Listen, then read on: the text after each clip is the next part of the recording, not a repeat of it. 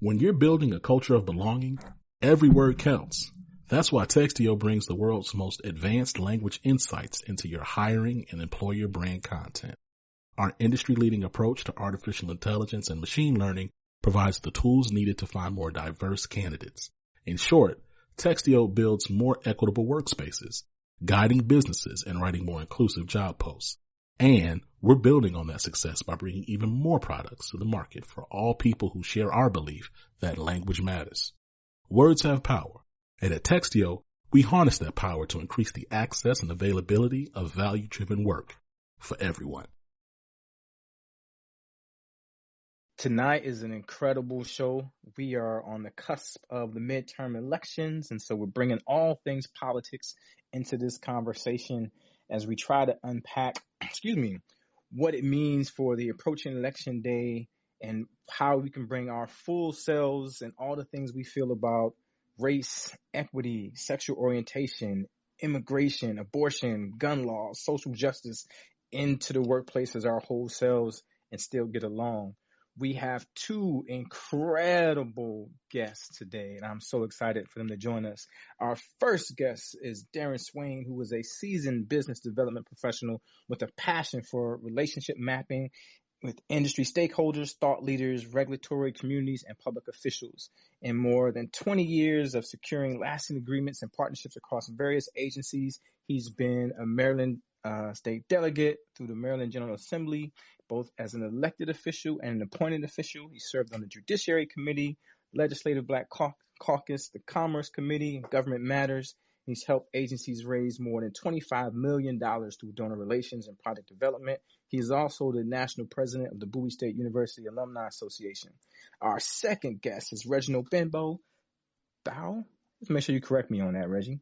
And he is Benbow. So I was right the first time. There we go. Dedicated his life to transforming systems and fighting for equity. Reggie began his career as a 6th and 7th grade science and social studies teacher in Baltimore City Public Schools. I used to work there.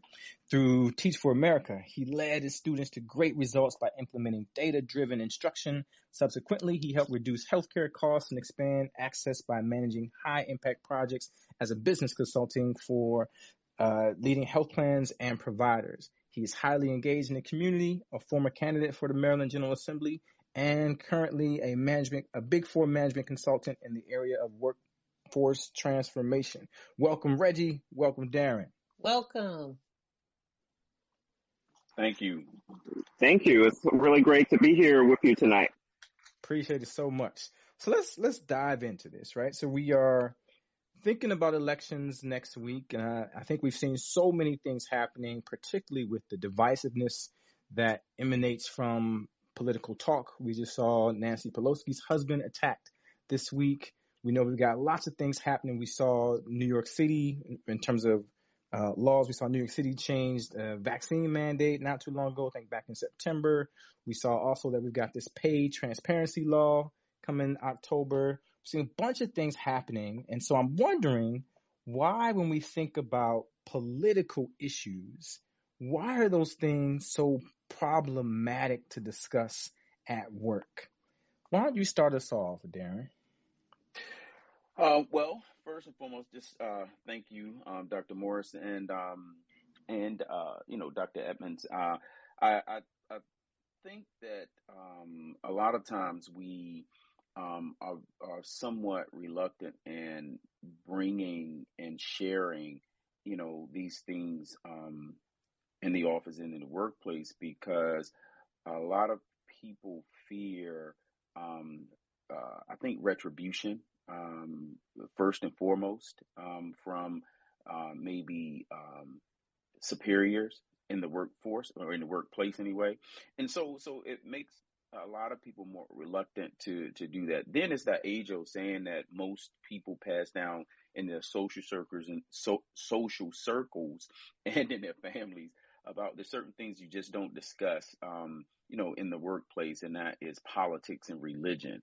So most people sort of shy away from sort of sharing those things, and because of that, it sort of left to sort of just be one of those things that perhaps it's commented on, but people go to great lengths not to share their real deep-seated views. But I think with the advent of what I would call the Trump era here, it has sort of opened up or pulled back some of the layers of the onion that in late other years would not have necessarily been um, acceptable and or allowed to happen in some instances about views and deeply seated views, and certainly those that are controversial. So I think that is some of what and why those things are sort of avoided or have been avoided in the past, I would say. Thank you so much. Reggie, what are your thoughts?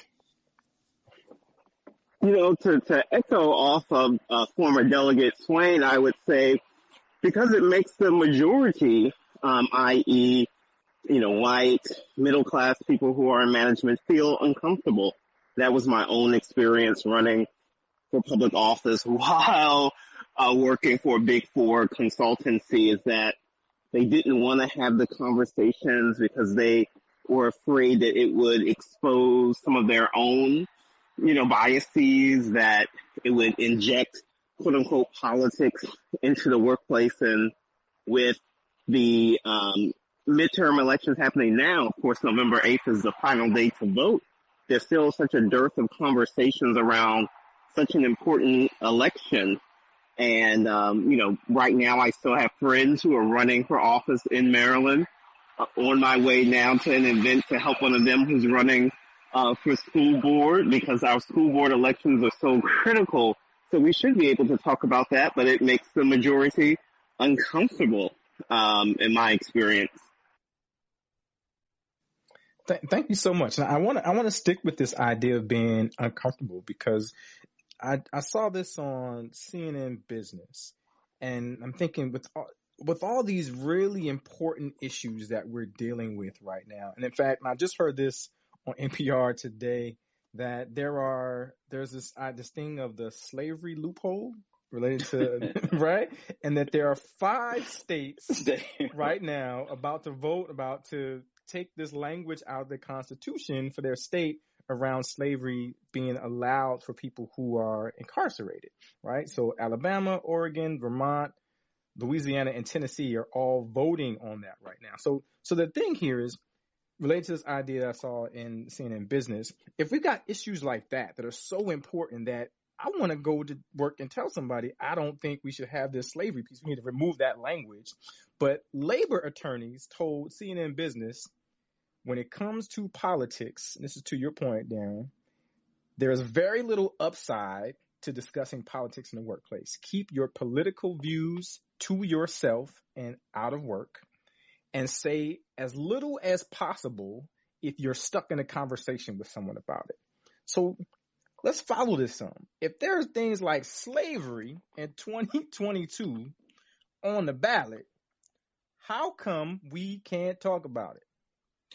Well, can I please to start on that line? Well, see, this is the thing, and it goes to certainly what Reginald was talking about, and I think that, or had mentioned anyway, the fact that even though there's a majority, or there is a section of the majority that may in fact agree with taking away, doing away, and making right the wrongs of the past, the unfortunate part for them is that they've benefited from the injustice and or whatever that wrong may have been in the past, and as such, a lot of their status and what they experience today is rooted in a lot of that wrongness. So to talk about fixing it means that there's going to be some uncomfortable conversations. There even should be some pain and hurt, not in the sense of physical, but maybe financial, in the sense of righting the wrongs of the financial hurt and harm that has been, preyed upon, minority persons in this country. And as such, it creates this real reluctance to sort of engage in these conversations of things that are obvious, right? That should be fixed, that needs to be fixed. And because, there's this root of white supremacy and what all those things, regardless if you agree with it or not, that is baked in it, that causes the lack of or the reluctance of engaging that conversation for whatever reason. And I think that that's part of the problem that we end up having. That's also part of controlling. You control the conversation, you control the laws that support the conversation or not. You control the narrative. Right. That's a word right there.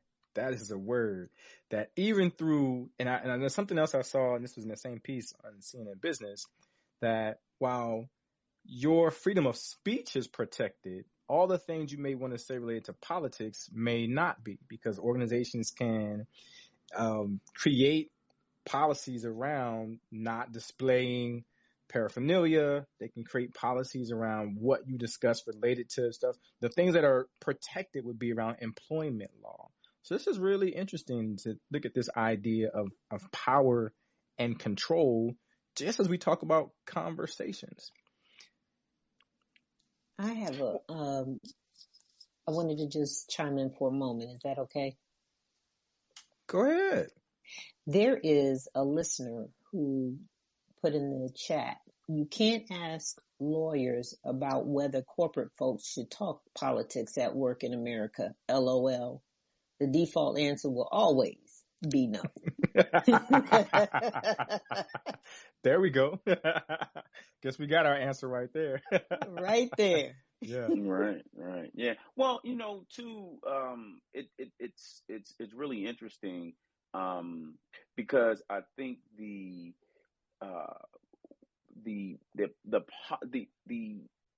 very interesting part about, in the environment in the workforce anyway, is that, that deep fear, I think of retribution sort of limits the transparency of feeling whether right, wrong, or indifferent. Mm-hmm. And because people fear that they gonna sort of read the temperature of maybe the corporation and see what that opinion that they may have, how it may go up against that of the majority or the environment of the corporation. I think that plays a huge role in it, as well. And may I jump in because, I'm an intersectional person. We all are. We all have multiple and intersecting identities, but, I identify as a Black gay man, and I have, get the sense, that it is more acceptable to talk about, until recently, LGBT issues, and certain things are more popular. Like, it's so popular in corporate America to stand against Asian hate right now, to stand against anti-Semitism. And then, of course, in 2020, Black folks, we had our moment from May 28th. We had a moment. Yes, we had about 60 days over the summer, but now we can't talk about it any more. What is that about? Well, and I think that to your point, Reggie, is the sort of the problem or the interesting paradox in our community, that while we have, I think, have been subjugated to harm so many more times often than most, I would dare say, because we've been easily identified in terms of skin color. But when we throw in some of those other variables in terms of our sexual orientation and all of these other things, it always seems that those other things are more easily embraced by persons outside of our community and are defended. But when it comes to the core of who and what we are in terms of our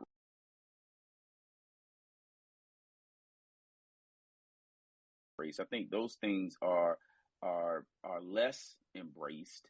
We're given a moment, like you said, and then it's a fleeting moment that is never, is this never sustained. And so it's just really interesting that you bring that up, because I look at what's going on with Kyrie Irving and with the Boston Celtics, right? And not with the Boston Celtics. I'm sorry, he was with the Boston, but with the Brooklyn Nets. I'm sorry. Yeah, so can you briefly share what that is for those who may not, or listeners who may not know, be aware of that?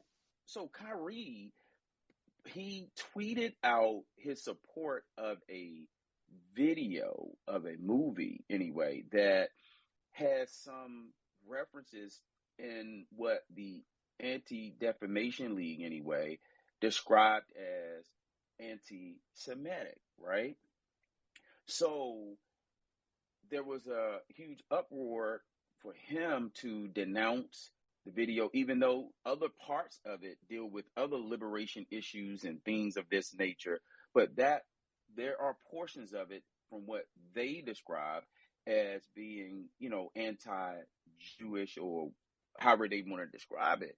And so there's been a huge furor and uproar over that. And I think on the heels of the Kanye West incident, it seems like when it comes to anything anti or that African Americans, I would just want to deal with the whole African American part, and then we can deal with other issues to it with it as well. But with African Americans, why do we get the brunt of the punishment that comes with those types of things as opposed to others? Because I said, I don't recall there being as a huge uproar or fear over when our president of the United States supported, there we defended, we will not be replaced by Jews in Charlottesville. I said, well, where was the, maybe I missed it. I don't know. Yeah.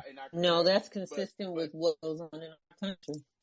Yeah. So I think that at times in our community, there's this perplexed thing that we sort of then embrace. It's like, wow, why why do we get that as opposed to this, right? In terms of Kyrie being, singled out, Kanye. Now, not to say, and with all full disclosure, I don't necessarily agree with most things that Kyrie Irving sort of embraced, and certainly even more so with Kanye West. My goodness, that's a whole nother show we can have. But certainly, I think that in our community, we have to just really be careful with how we allow the attacks on them, or at least the scrutiny, the unfair scrutiny sometimes on them to take place. In terms of the context of what we say, right?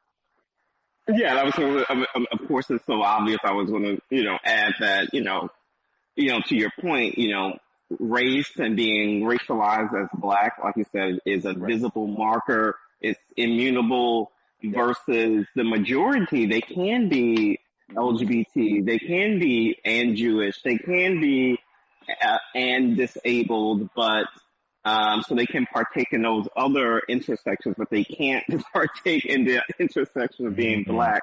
Right. And so will we ever, become popular like some of the other isms?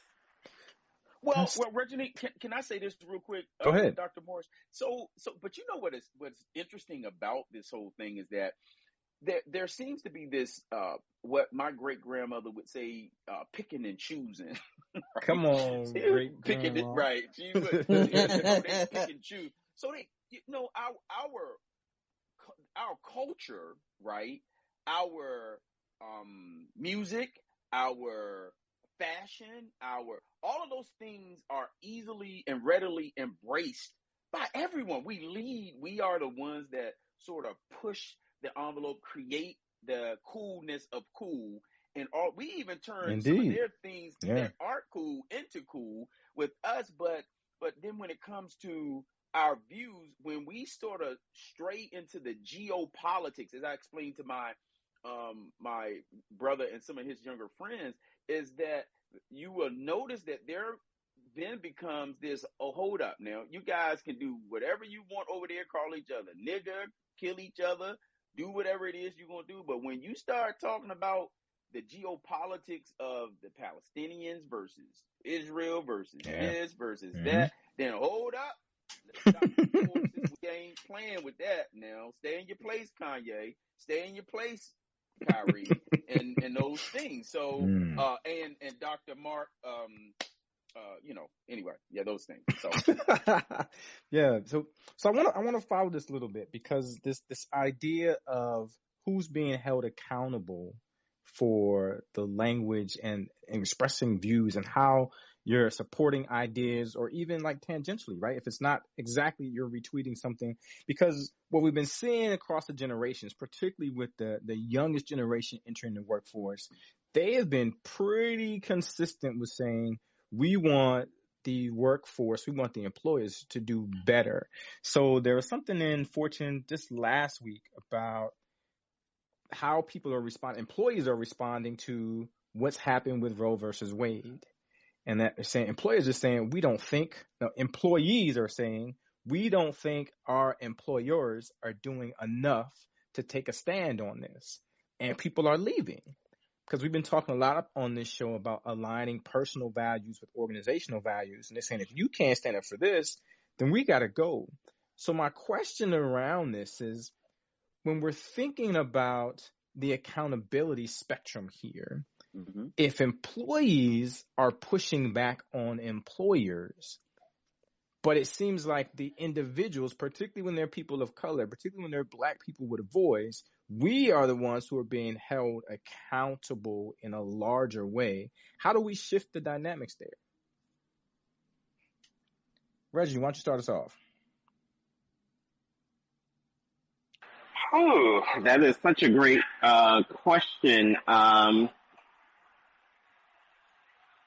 And, I would relate it back to, do we have enough sponsorship? Are we in the leadership? It's so connected to the other isms of not having the proper representation in the leadership levels, such as, I know, if we get into a situation, can we call on, a sponsor to help alleviate that, or are we just going to follow the policies and be reprimanded by the corporate, HR folks? And can we create the governance structures? Yes, same here. Can we create the corporate governance structures that take in feedback for line level employees? I'm especially thinking of, this is Twitter, so we see the videos from, American Airlines, Spirit, etc., of Black frontline level employees getting in trouble for going up against Karens and defending themselves. I know we're thinking about it in, living corporate, the white collar jobs, but also for those frontline level employees of the McDonald's and the Starbucks of the world. I think about, how can we create the safety for them employees, as well? right? Yeah, the essential employees. That's it. And healthcare workers as well. So, I think that's another great point of discussion. Yeah, and I wanted to add that. So that goes to our lack of controlling the institutional controls of corporations, right? And to your point, Reggie, because we aren't the heads of most HR sections of corporations. We aren't the VPs of we don't own the larger corporations. I don't know, we're not the majority in them. And because of that, we are then subject to whatever that punishment is that may come, because you choose to recognize, identify, and or speak to whatever your issue may be, right? So not controlling those institutional things is something that creates problems for us. And I looked at, as you see change from when minorities become the majority in certain things, but still the majority still controls certain institutional aspects of things. Yeah. You notice that it's the same old, right? It don't Right. change. It's like it's the same because those institutional levers are still controlled by the majority, right? I looked Yeah. at how, and really quickly, how, in politics, as we look at jurisdictions that have gone from, like, for instance, in my county, right, we've gone from majority white to majority black in Prince George's County, where education and income for the first time in the history of this country went up and not down, right? But Wow. what happened in doing that is that the financial institutions were still controlled by the majority, the banks, all of those things that create Yeah. wealth Mm-hmm. and Yep. all those things. Those Say that things that allow again. lobbyists and all of those things are still controlled by the majority. So what ends up happening is that even though you have political and numbers and voting, in order to get into office, you need what? Money to run your campaign. So if you can't afford to run your Mm, campaigns, and the only people that can help you run your campaigns are the majority. Guess what you're gonna do? You're gonna look out for the majority interest for the most part, right? So Yeah. anyway, yeah, that's part of it. But anyway, yes. It is control. The C word. The C word tonight is control. We Who need a is bell. When in somebody says control? control, we're gonna ring a bell. Ding ding ding ding ding. Right. Oh, you finished? You have something else, Dr. Wendy? No, I was Oh, just thinking every time I'm listening to the comments, what comes to mind is the word control. Yeah. so that's It doesn't matter. So where does the power really lie? Does the power, is it in, just in conversation, or is it in reality? Where is the It's in power? conversation. It's Dr. Wendy. Can I just talk on that real quick? And Reggie, I'm sure you Yes. would agree. So let me to give examples, real life examples of that whole Mhm. control word. And now to go back, even with like, for instance, with the HBCU lawsuit here in the state of Maryland, right? When we knew that for years there was discrimination against HBCUs in terms of Come funding and on. programming and all of those things, right? For years, it's been like that for years. However, the system, the institution, which is the system, the university system of Maryland, was not promoting the fulfillment of funding the lawsuit. They were really against it. So they controlled all of the Yeah. HBCU presidents could not speak up Yeah. really and be For for the years. lawsuit For for years. years. They Yeah. had to talk against it. They had to go up and do all of those things. However, we knew that it was wrong. The judge came back and said, hey, that suit, some aspects of it we don't necessarily agree with. However, there are several aspects of it that we do, and you guys should do that. Then on top of that, when you throw the political overlay on it, the state's been run by these Democrat governors, right? They're supposed to be quote unquote friends with the African American community that could have settled and paid these lawsuits, right?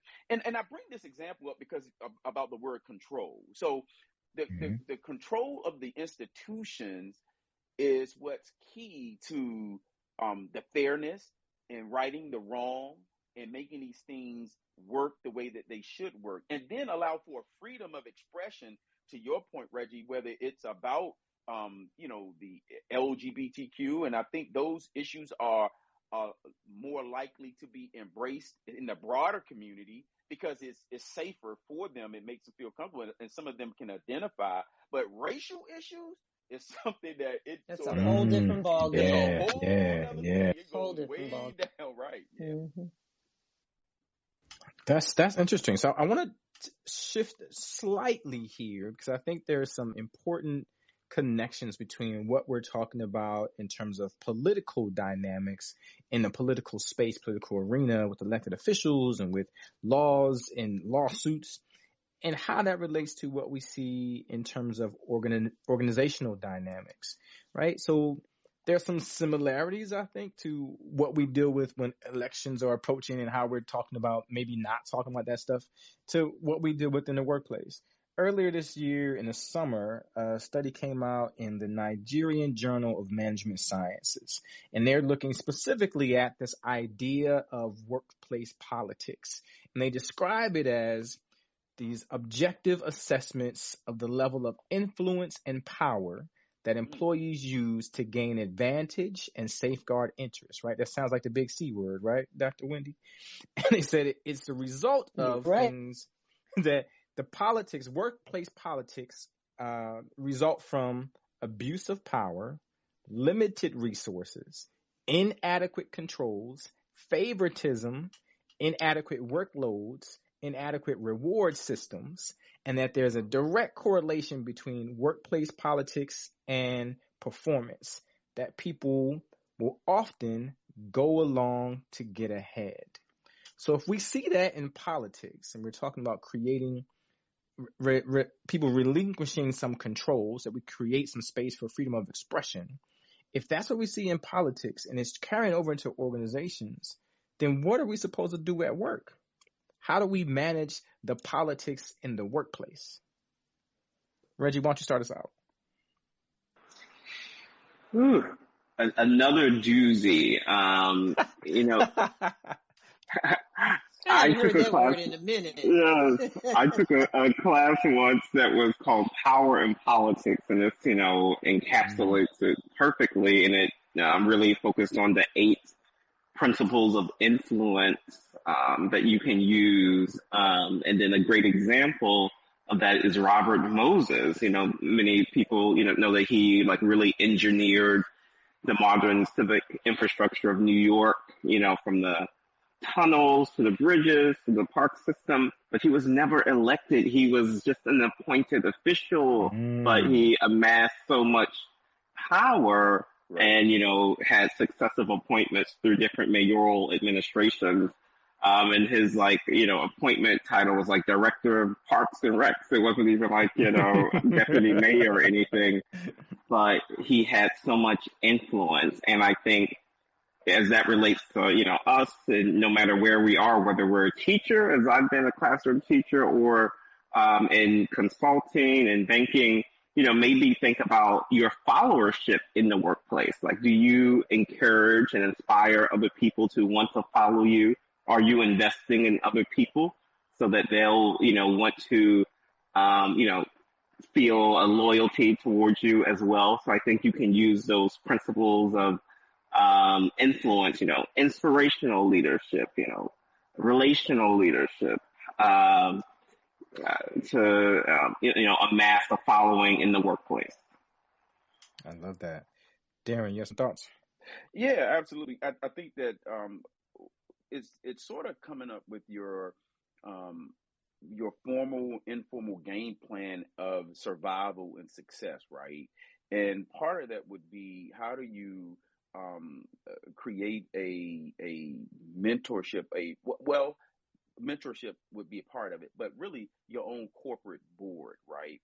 Your board of advisors who would help you to navigate those waters of the corporate world. It would include a person who you see as being good at navigating the politics of the workplace, right? Who's that person that is keen at being the expert in a field, and how do they hone in on that expertise to make themselves valuable to the workspace, right? Who's that person who has that social skill that can go into any room and make everybody smile, right? How do they do that? It's just something that everybody that is not born with that gift, right?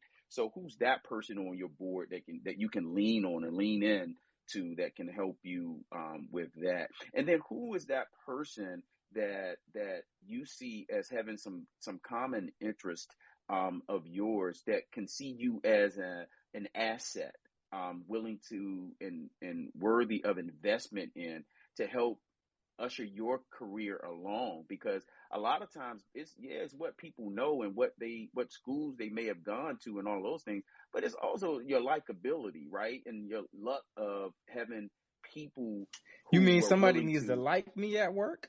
Yeah, that might. I would say so. Right. Yeah, that might help. And because we're quick to say I don't come here for people to like me. Well, you got to do the work, because, or you may not you may not want to aspire to go too high in that place, right? How about Yeah. even thinking differently about company politics? Because every time you hear that term, for most people, it's has a negative connotation, right? It's toxic. It's frustrating. People are gossiping. They're backstabbers. I don't want any parts of it. I come to work and, like Dr. Lonnie said, I'm not here to make friends. I'm going to go home. You mean you have to like me? Put in this 9 to 5 and I'm out. And then I'm gone.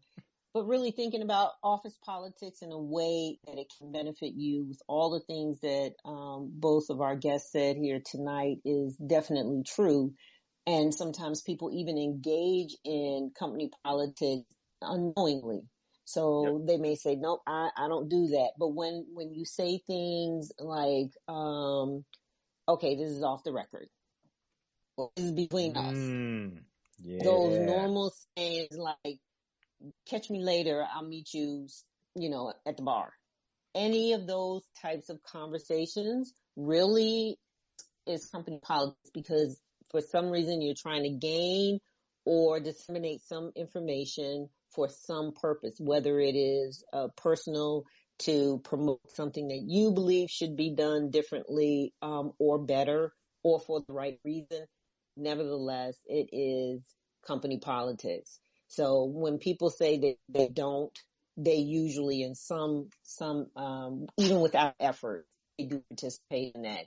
And, coming from the world of academia, sometimes I think people think they're in our classes. I think when they get to work, right, they're going to be graded. I come to work on time. I show up. I do my work. I work well. I work hard. I work on the weekends. Somebody's going to treat me well and give me a good grade, good pay, something in return. And that's not it, because it's not enough. You have to have those soft skills that's going to help you to navigate. You have to have a personal board of directors, which is what Darren said. You have to have that to help you to navigate these situations.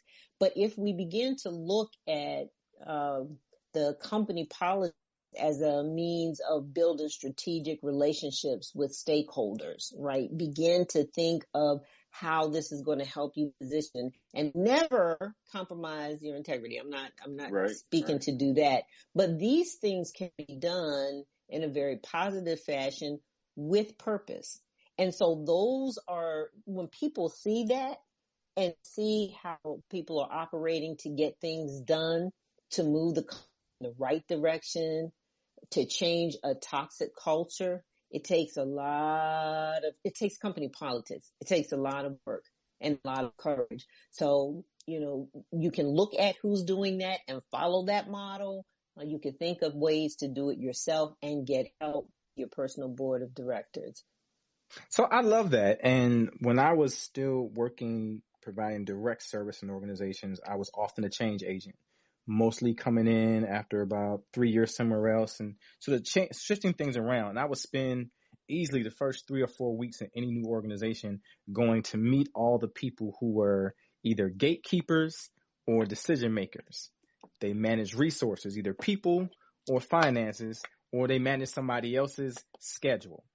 Hey, how you doing? I want to get to know you so that when anything comes up, I can go back and connect, right? So that's the politics. The politics is about the meeting before the meeting.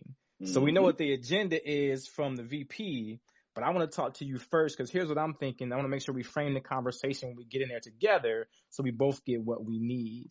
Those are the things that people sometimes forget about when we're thinking about politics. And as to your point, Dr. Wendy, it doesn't have to be this negative, toxic thing. It's about creating space for mutual benefit and great relationships, right? And remember that just because you don't want to play politics or be a part of politics doesn't mean politics won't run up and grab you by the neck and from behind. Tap you right on the back. And you have no idea. One of the examples that I can think of during my career was the negative press about my character. Not that I ever did anything to anyone, but it didn't stop the rhetoric from one person who had this, I don't know, I guess a spell is the only way I can say. But the negative press.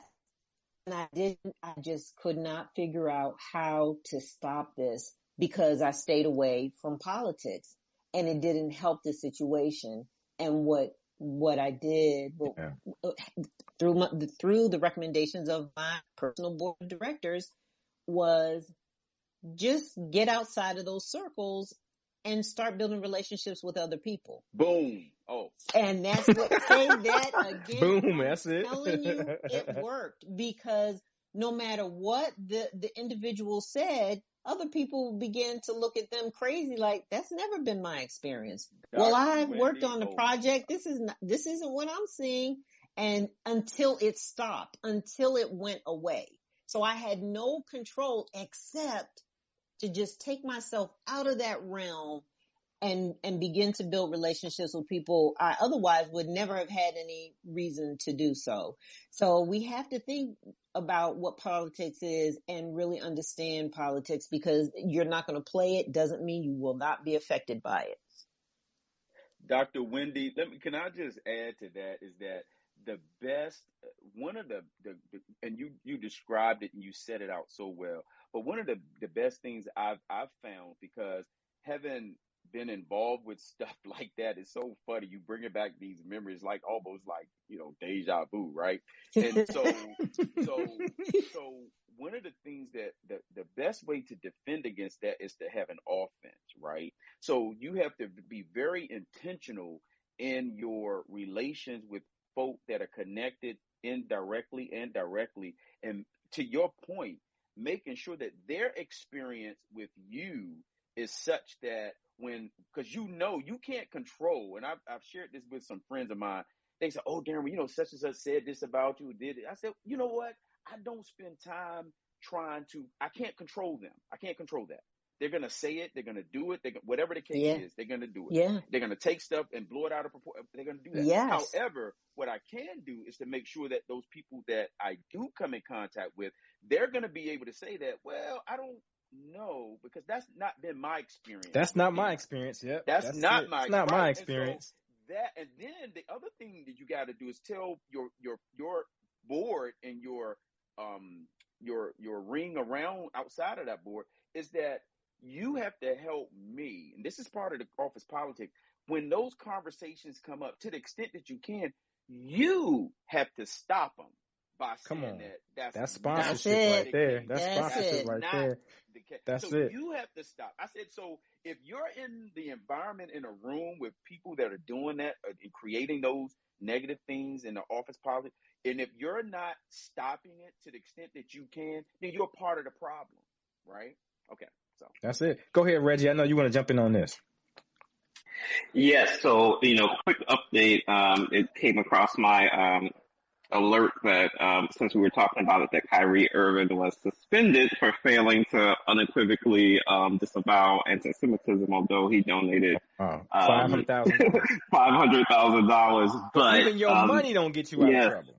Exactly. And, since we were talking about politics, and since I just lived through a 12-month campaign, and probably Darren will appreciate this, I think everybody should use one of the tactics from political messaging that's called a message box. And it's basically like a SWOT analysis. In the 4 quadrants, you develop, what do I say about myself? What do my opponents, or you could say your leadership, your employees, your coworkers, what do they say about me? What do they say about themselves? And then what do I say about them? And so you're going to, really, go through that reflective exercise. And then, of course, by picking out what your opponents or, different stakeholders say about you, pick up on the opportunity areas and areas that you need to defend against. So me being a first-time candidate running against incumbent and people that have been in the Democratic Party for ages, I said, they're going to say that I'm inexperienced, that I have a corporate background, that I'm youthful and all of that type of stuff. And I use that to develop my message around, yes, let's have change in leadership. Oh, I'm about to run for That's office now. awesome. You just gave me That's awesome. you just gave me the formula. I'm about to run for No, office. yeah, Taking that notes. is Ron. That is just so appropriate. But Dr. Morris said something that's so key, especially in politics, and you know this because that's how some of these incumbents are able to stay in. And I was the beneficiary in a real sense, and I'll tell you that politics is local, right? It's local. It's about what Dr. Morris term is sponsorship, right? I remember in running for office, youthfulness can be such a bad thing unless you have the right sponsor. Because the grandma's like, you remind me of my son. See, Yes. right. And then, of course, You have those stories, Dr. Lonnie. I'm sure, Reggie, as you know, Reggie, so you know that that corporate being in the corporate world is such a bad thing until you have the right sponsor who's gonna say, you know what, that corporate experience is something we need in the legislature, right?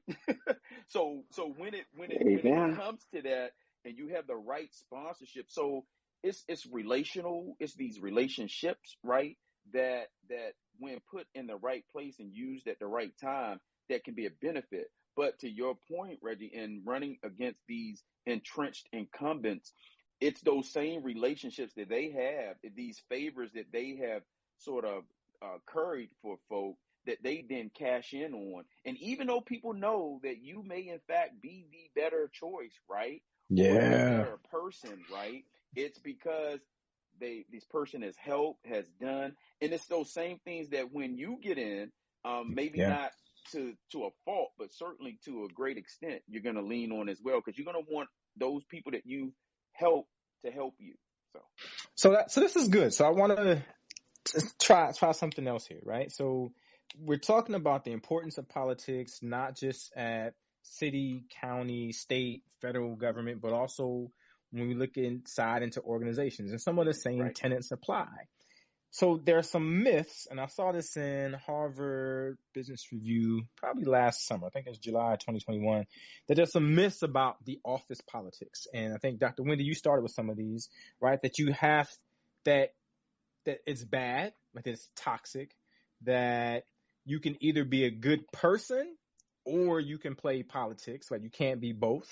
That you can escape it. And you talked about that, Dr. Wendy. I was trying to avoid it and not be involved in those things. That, and this is a funny one, that the politics don't affect your job performance or career. So we know that's a lie. That politics disappear in virtual environments. Come on now. That's another one of those big X's on the box. Right. Yeah. And that political intelligence, and so this savvy that we're talking about, not just in the voting arena with elected officials, appointed officials in city governments, county governments, but that the intelligence around this is inherent. It's what people think about with leaders, right? What we used to think about with leadership, that you are born with these traits. And what they recommend that you do, and Dr. Wendy, you mentioned this, reframe what politics means to you. So think about it differently. Mm-hmm. Evaluate your style against the environment. And Reggie, you talked about that with thinking about these voices and these messagings. Work on your relationship currency and constantly improve. I like that one. And constantly improve on how you get along, right? So my question to the three of you is, what's missing from that list?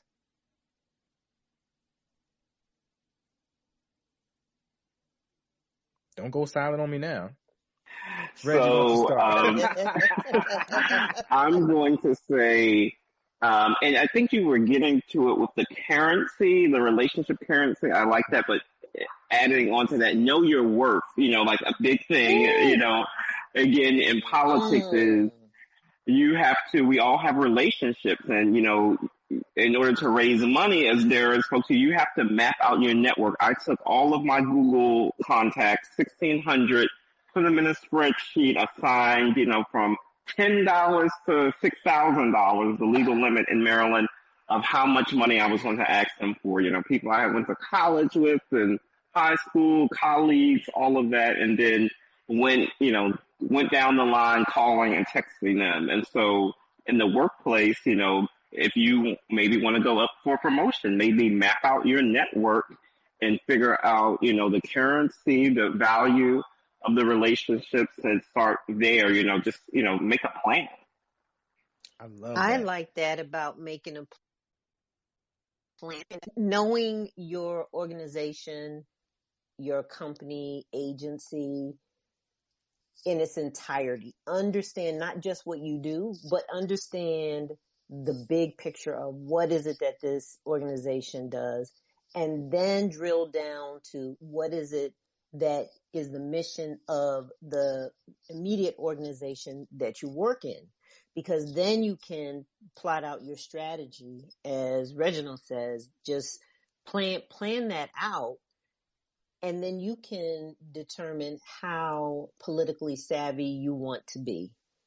There are conversations that perhaps you need to have to position yourself. What do you want out of your job? Like sometimes people don't get a job to stay until they retire, which never happens anyway, but stay for a long time. Maybe it's a stepping stone. What does that mean for you? Where do you want to be? And how you place yourself in that organization, how you get to that point before you move up or move out is going to depend on your relationship currency. I love that. Wow. Darren, you have some thoughts on it? Yeah, absolutely. So I think that to everyone's point, I think that you start with how you want to sort of affect your growth and your place in the organization for the short and midterm, right? How do you want to move up? How and what do you need in order to do that? What skill sets, right? What opportunities for growth and exposure, and all those things. But I think another thing that I want to enter or sort of bring into the conversation is how do we then build legacy support to move on and to help the next group coming behind us. And I just want to frame it right here because it goes to this whole HBCU thing. I don't know how many people want to call HBCUs and all that other good stuff. But so I belong to this alumni association, right? That's connected with the University of Maryland. That's also connected with the Cambridge University over in Great Britain, right? And so, you sort of get caught up in this thing. Damn, do I really belong here? So until you start to sort of imposter. Yes, the imposter syndrome. Yes, that's what it is. So you're like, damn. So what's going on? So anyway, to really shorten this whole story, is that you come to find that none of these people and the success that they sort of experience is anything different or foreign from what you can do and what we can do, right? The only difference is that for a lot of them, they are very intentional about their success, and that they're very intentional about connecting with those institutions that are either seen as helping them with their success and or are actually a part of their success, right? Whether it's with the alumni associations or the informal groups that are part of their associations. And I noticed that certain groups of them hang together and are members of certain other clubs and things like that. And so it's sometimes in these very informal settings that they then part information to and with one another that directly benefit them in a professional setting, right? I remember we were at one, and I'm gonna share this with you real quick. So it's this leadership group. And I remember at one of the conversations before one of my mentors, she just passed, Georgia Sorensen, who was a very big proponent in this whole leadership space and all this other good stuff. But Georgia, I remember she had a thing at her house, and she had this lady. I cannot remember the lady's name. I'm trying to remember her name. You guys probably would know her. But anyway, she was in charge of this huge think tank around leadership, right?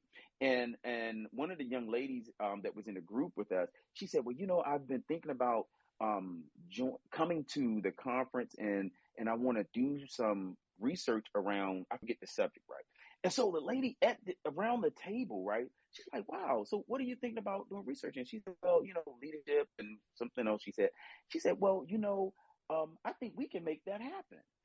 Right? Yeah. She said, not only can we fund it, we can fund it. I think we can fund that for at least 2 or 3 years. We're going to give you a chance to really do some great, and it was just amazing to me, right? Mind I'm blowing. like, damn, this happened over wine, right? Wine Yeah. and Yeah. cheese. Yeah. Yeah. But Yeah. she was offered Yes. this opportunity for fellowship, for full funding, for all of this stuff. And so I say to myself, so how do we as groups of minorities, whether it's minority in terms of ethnicity, minority in terms of LGBTQ, minority in terms of, how do we not be afraid to empower one another and help both current and future people to be successful in these environments and create these foundations that can help like that. So I love it. I love it. So when we think about the full spectrum of everything we discussed today as relates to politics in the real political arena and in the organization that we know is always a stage for politics, here's what we learned this week. For employees, you need to scrutinize the scrutiny, ask questions, question the source of the criticism. Build your board of advisors. And we talked about this multiple times on the access point. Who navigates workplace politics? How do you get them on your team? How do they hone in on those skills and build relationships? Who has common interests and who thinks you are worth the investment and can help you move forward? Remember that work is not the same as a class. There are some exercises you go through in a learning environment that aren't the same, and that the exchange is not as direct as you're going to get a grade. You've got to navigate differently in the workplace. See politics as a foundation for relationships, not as toxicity. Be careful if you think that you can avoid politics because it'll sneak up on you. Get out of your bubble, build relationships with other people. Remember that the best defense is a great offense. So you must be intentional about your relationships with people at all levels. I love this one right here, Reggie, is what is your message box? What do you say about you? What do other people say about you? What do they say about themselves in relation to you? And what do people say about them? Know your worth. Map out your network. Question or let's identify what value you bring to the organization and to the network. Make a plan for building your relationship currency. Get clear about the big picture for the industry, for the organization, and for your immediate area of work, and then determine how politically savvy you need to be. For leaders and supervisors, we said you must recognize that people's intersectionality is significant, and that manifests in their values and possibly in their political views. And so some part of this, when we're talking about maybe not talking about politics, is really about people's values and how they are expressed. Consider that the things you embrace from other cultures that you adopt may also be part of the reason why you are rejecting other things. So understand that balance. Invest in people. Think about the people that follow you and how do you want to set the example for them to emulate. Reframe the notion of office politics for the people within your span of control. This is really about relationships, not about toxic behaviors. If you're in a group or a team, and Darren, you just left us with this part, is empower the people around you in your network to create space for others to be successful and to create a succession plan so that you have legacy there. If you are on someone's board of advisors, so if you are in that group that helps shepherd people, you must be proactive, not reactive. So stand up when they are being wronged. At the organizational level, recognize that majority bias creates levels of discomfort in the workplace that we have to get around. Own up to the roots of majority status and that the wrongs that we experience from the past are always going to come up in political dialogue. Think about your control and question if your desire to manage the environment is connected to your need or desire to control everything. Remember that our freedom of expression is also tied to your relinquishing control. What are you giving? Be careful in understanding who are you giving the brunt of the punishment to. So make sure that we are not unfairly targeting people or making or giving them unfair consequences based on their expression and their actions. Consider what you are embracing from other cultures. Understand that we need to know a start and end for sponsorship. So who helps people of color in your organization navigate without reprimand? Identify the institutional levers that create barriers for employees to navigate these workspaces successfully. That's a lot to take in. So I want to ask my guest and Dr. Wendy, what is the black tax here? If we don't take heed to this list of things we've identified, what do we risk? What's at risk? Reggie? That we risk removing ourselves from opportunity, that we miss blocking our own moments that matter, that can move us up. Darren? Yeah, I was just going to say future advancement. I think if we don't take the opportunity to do what our ancestors did, those who could not read, could not write, but they gave money to start our HBCUs to do things that they would never see the benefit of. They did it so that we can have these conversations now. So we have to do those same things in terms of how we prepare those future generations to be better than what we are now. Thank you. Dr. Wendy? I would say it's a risk for not embracing and understanding company politics, the value of company politics. And so if you change a mindset as to what that looks like and how that affects you, there's a way to measure before you jump in and get busy with the politics, and you measure it by your own values, understanding who you are. So I think about what Iyanla Vanzant said this weekend at the Black Wealth Summit. She said, check your BS.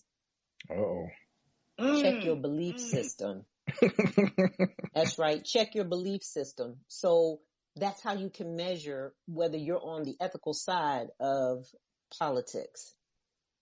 And I'll tell you what I think. If you don't listen to the things we've shared with you tonight, the risk that you run here, the black tax, is you get a Trump. So if you were not actively engaged in politics, you decided you weren't going to step in, you thought somebody else can take care of it, somebody else's vote will carry it, we ended up with that. And look how it's spiraling and continues to impact, continues to infect us. If you decide to step aside when it comes to politics, whether in the true political arena or within your organization, you're left with Trump. Living Corporate is brought to you by Doximity. Over 90% of graduating medical students join Doximity to use our tools before earning their doctoral degree. As medicine's largest network, there's an elevated level of responsibility to everything we do. We don't take that responsibility lightly and are committed to working towards a more equitable world inside and beyond our virtual office walls. If you want to learn more about Doximity, make sure you go to your app store, type in DOXIMITY. That's DOXIMITY.